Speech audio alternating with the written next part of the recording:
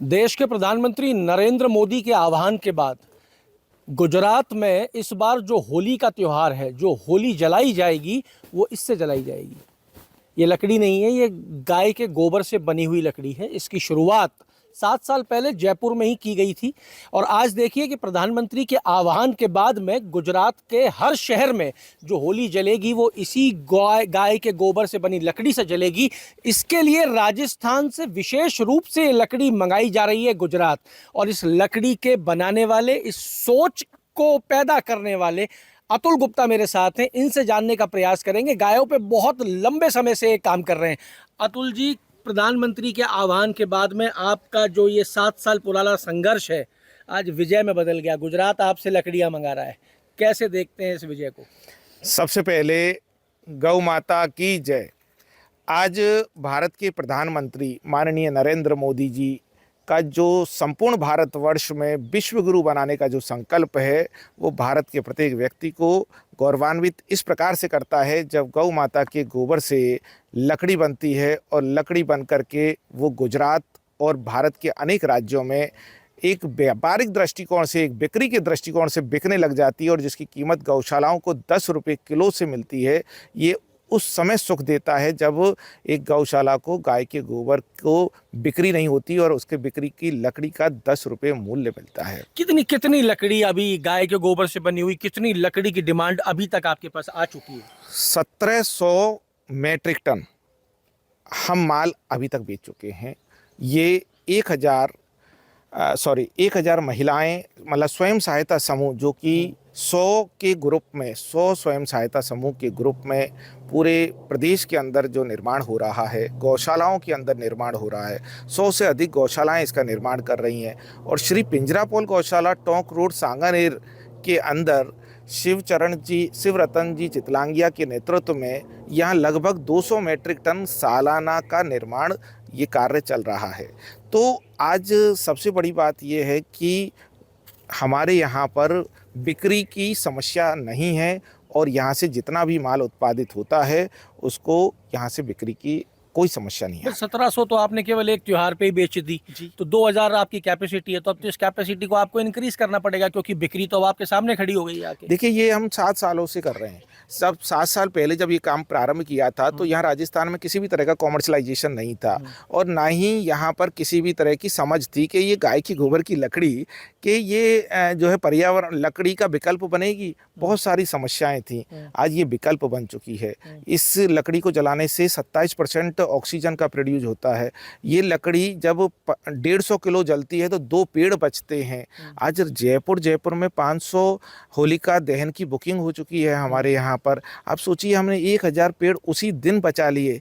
ये दुनिया की सबसे बड़ा कार्य जो भारत को एक विशेष रूप से भारत बनाने का कार्य हो रहा है और हम अपना जो उत्पादन है वो गौशालाओं में तो बढ़ा ही रहे हैं, साथ में हम गांव-गांव में इसको एक पूरा व्यापार बनाएंगे। हम पूरे गांव में महिलाओं के माध्यम से, स्वयं सहायता समूह के माध्यम से इसको मतलब गौ कास्ट, गौठान, गौ उत्पादित गांव का निर्माण करें। अच्छा, ये बताओ, आप, आपके हाथ में भी लकड़ी और ये मेरे हाथ में भी लकड़ी है। गांव-गांव में हमारे यहाँ पे पुराने ज़माने से कंडे बनते आते हैं जी। कंडे हमारे यहाँ पे पूजा के अंदर काम आते थे, हवन के अंदर काम आते हैं। तो ये लकड़ी बनाने का जो प्रोसेस है वो उन कंडों से कितना जुदा है, या इसके लिए कोई विशेष तकनीक की आवश्यकता है क्या? ये बिल्कुल सरल है। एक साधारण सी मशीन आती है जिसकी कीमत लगभग 30 से 35 हज़ार, 40 हज़ार तक होती है। 1 HP की मोटर से ये चलती है और एक दिन में लगभग 3 टन माल उत्पादित कर सकती है। 4 महिलाओं की आवश्यकता होती है और 4 टन गोबर लगभग आप इसमें डालिए और गोबर को निकाल लीजिए। सबसे बड़ी बात ये है कि किसी भी व्यक्ति को यह बात परेशान होने की ज़रूरत नहीं है कि इसमें कुछ मिक्स होता है। इसमें कुछ भी मिक्स नहीं होता। पानी और गोबर, केवल 2 वस्तुओं से ये लकड़ी निर्मित होती है और इसकी क्षमताएं इतनी मजबूत होती हैं कि ये आसानी से टूटती नहीं है। आप देख लीजिए इसको, ये टूटती नहीं है। यानी कि ये लकड़ी अपने आप में विशेष है। गाय के गोबर के अंदर मेल्टिंग एजेंट होते हैं, यानी चिपकाने वाले तत्व होते हैं और इनको सूखने के बाद में ये जो ऑक्सीजन प्रोड्यूस करते हैं वो पर्यावरण की सुरक्षा करते हैं, जबकि इसके बर्न जो लकड़ी जलती है उससे 100% कार्बन डाइऑक्साइड गैस तथा अन्य गैसेज निकलती हैं जो हमारी ओजोन परत को नुकसान करती है, साथ में हमारे फेफड़ों में एलर्जी करती है। भाई लकड़ी जलने के तो बहुत सारे नुकसान हैं साहब, लकड़ी जलने से किसी को कुछ मिल भी नहीं रहा। ये लकड़ी जलेगी तो कम से कम किसान और गौपालक के घर पे 2 पैसे की इनकम पहुंचेगी। इसके अलावा लगभग यदि राजस्थान में 12 लाख गौवंश है गौशालाओं में, 12 लाख, और कुल मिला के 1.5 करोड़ जो है गौ माताएं हैं जो किसान और रोड पर हैं। इसमें एक अति महत्वपूर्ण और हृदय को दर्द करने वाली बात यह है कि 40% गौ माताएं, लगभग ये मान के चलिए कि 50 लाख गौ माताएं राजस्थान के रोड पर है, जिसके गोबर का कोई व्यावसायीकरण नहीं है और उनके भोजन की व्यवस्था नहीं है, प्लास्टिक खाती है। तो मेरा तो ये आह्वान है और मेरा ये संकल्प भी है, राजस्थान राज्य को गौ आधारित प्रदेश हम बनाएं, गोबर से खाद बनाएं, गोबर की लकड़ी बनाएं और गोबर की खाद को किसान के खेत पे पहुंचाएं और 1.5 करोड़ गौ माता को स्वावलंबी बना करके राज्य के अंदर केमिकल मुक्त धरती का निर्माण करें। अब आप मुझे ये बताओ कि इस लकड़ी का और क्या क्या उपयोग है? होली का दहन तो होली के त्यौहार के बाद में वो खत्म हो जाना है, उसके बाद इसका और क्या क्या उपयोग इसका डेली बेसिस पे उपयोग है। आपको सबसे पहले मैं आपको बॉयलर, बहुत सारी फैक्ट्रियों के अंदर बॉयलर यानी कि हम कोयला और लकड़ी जलाते हैं, बॉयलर का बहुत सारा उपयोग होता है। हम यदि 10% भी सप्लाई कर पाए, 12 लाख गौवंश, एक गाय 10 किलो गोबर देती है और उसको सूखने के बाद में ये 5 किलो गोबर बनता है, यानी कि आधा पानी होता है निकल जाता है।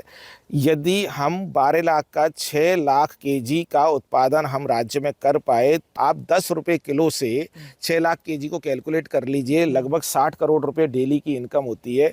ये 60 करोड़ की इनकम गौशाला, क्या कोयले के मुकाबले ये उतनी देर तक तपिश दे पाएगी?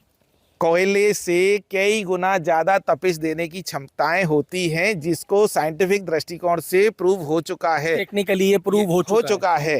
ये तो एक तो उपयोग हो गया बॉयलर के अंदर, एक आपके जितने भी प्रकार के, भाई बॉयलर एक सबसे बड़ा उपयोग हो गया, सबसे बड़ा उपयोग हो गया। फिर हमारे कोयले का संकट भी हमने देखा है अभी बिजली के दौरान। अब आप दूसरा ले लीजिए, आप होली का दहन हो गया। हमारे शमशानों में एक व्यक्ति की जब मृत्यु होती है तो 2 पेड़ काटते हैं और लगभग 400 किलो हमको उसमें लकड़ी की आवश्यकता होती है। जयपुर में एक दिन में 80 जो है लोग मृत्यु होते हैं और 80 लोगों के लिए 160 पेड़ काटने पड़ते हैं। तो यदि हम पर डे राजस्थान, जयपुर की बात करें तो वहाँ एक बड़ा जो है इसका रिप्लेसमेंट हो सकता है। प्रदेश के अंदर इसी तरीके से पूरे 7 करोड़ लोगों में से मोर्टेलिटी दर जो हमारी आती है, मरने की जो संख्या आती है एक दिन में, लगभग 1500 से 2000 आती है। तो आप उस तरह से एक बहुत बड़ा उद्योग की दृष्टि से इसको देख सकते हैं। तीसरी बात जो है, पर ये जो शमशान वाली आपने बात कही, उस शमशान वाली बात के अंदर सबसे बड़ी जो दिक्कत आती है वो ये कि क्या इससे अगर जलाया जाएगा तो क्या उसको मुक्ति मिल जाएगी, मोक्ष मिल पाएगा? गाय का गोबर, गोमूत्र और घी से ही हमारे पूरे पुराणों में लिखा गया है, यदि आप स्वर्ग का रास्ता चाहते हैं तो गाय के ऊपर से ही उसको पहुंचाइए। और उसमें गौमूत्र डाला जाता है और घी डाला जाता है और उसके लिए हम लोग शुद्ध गाय का घी की तलाश करते हैं उस समय। तो गाय के बिना गति नहीं और गौ बिना गति नहीं और वेद बिना मति नहीं। ये तो हो गए 2 उपयोग। तीसरा उपयोग, 2 उपयोग, ये बड़े उपयोग मैंने आपके सामने रखे। इस प्रकार से आपने जैसे आपने होली का दहन का जो विषय आ जाता है, ये अपने आप में बड़ा विषय है। और अनेकों व्यवसायीकरण, जहाँ पर आप देखिए हमारे यहाँ पे शहरों में हर आदमी के घरों में हवन होता है, उन सब में हम चाहें तो इस चीज को उपयोग ले सकते हैं। ये तो हो गई सर वेद के। हाँ, एक और बात मैं आपको बताता हूँ, जैसे खोले के हनुमान जी हैं जयपुर के अंदर, वहाँ पर कम से कम 20-25 रसोइयाँ हैं और उस रसोइयों में जो है आप देखते होंगे जो है बाटी बनती है वो गाय के गोबर की लकड़ी से या गाय के गोबर के उपले से बनती है और ये हमारे प्रदेश का महत्वपूर्ण फूड है, तो इसमें हमारे यहाँ उपयोग में आती है। तो व्यावसायिक सोच से, उद्योग की दृष्टि से, और मैं प्रधानमंत्री जी से आपके चैनल के माध्यम से एक अपील करता हूँ कि आप गोबर पे जीएसटी लगाइए, 5% जीएसटी लीजिए। जब आप इसको रिकॉग्नाइज कर दोगे तो इसकी व्यापार अपने आप बढ़ जाएगा, लोग इसको स्टार्टअप के रूप में देखेंगे। लोग जो है ये चाहते हैं कि गाय के गोबर के व्यापार में एंगेज हों। आप इसकी व्यापारिक जो है दृष्टि तैयार करिए, ये हमारा उनसे निवेदन है। और एमएसएमई का लाइसेंस दीजिए गौशालाओं को, जिससे कि वो औद्योगिक रूप से जब कोई व्यापार करेंगी गौशालाएं तो उनको लाभ मिलना चाहिए। ये वो उद्योग है, ये आपका प्रधानमंत्री जी एक उद्योग है जिस उद्योग से आप देश को आर्थिक शक्तिशाली बनाने की दिशा में, विकसित भारत बनाने की दिशा में काम कर पाएंगे। हमारे घर का ही सामान और हम घर के अंदर ही मेक इन इंडिया के साथ में विकसित भारत की तरफ बढ़ जाएंगे। तो साहब देखिए, प्रधानमंत्री एक समुद्र के किनारे जाके बैठते हैं, हिंदुस्तान का ही कोना होता है, उस समुद्र के किनारे पे कोई नहीं पहुंच रहा, लेकिन प्रधानमंत्री के बैठने के बाद से एक देश की पूरी इकोनॉमी हिल जाती है। प्रधानमंत्री गुजरात में इस चीज़ का आह्वान करते हैं कि गुजरात में होली दहन गाय की इस लकड़ी के, गाय के गोबर से बनी लकड़ी के साथ होगा, तो राजस्थान तक डिमांड आ जाती है। 1700 मैट्रिक टन अब तक भेजा जा चुका है, प्रोडक्शन जारी है और ऑर्डर पेंडिंग है, उनके लिए भी ये तैयार की जा रही है। 4 उपयोग इन्होंने गिना दिए, इन्होंने पर्यावरण के उपयोग गिना दिए, इन्होंने इसके कमर्शियल बेनिफिट्स आपको गिना दिए कि गाय अपने आप में स्वयं एक फैक्ट्री है जो सिर्फ दूध ही नहीं देती, गाय के हर उत्पाद को कहीं ना कहीं उपयोग लिया जा सकता है। अमर उजाला के लिए जयपुर से मैं आशीष। अगर आप ये वीडियो YouTube पर देख रहे हैं तो हमारे चैनल को सब्सक्राइब करें और बेल आइकन को दबाना ना भूलें। अगर आप Facebook पर ये वीडियो देख रहे हैं तो हमारे पेज को लाइक करें।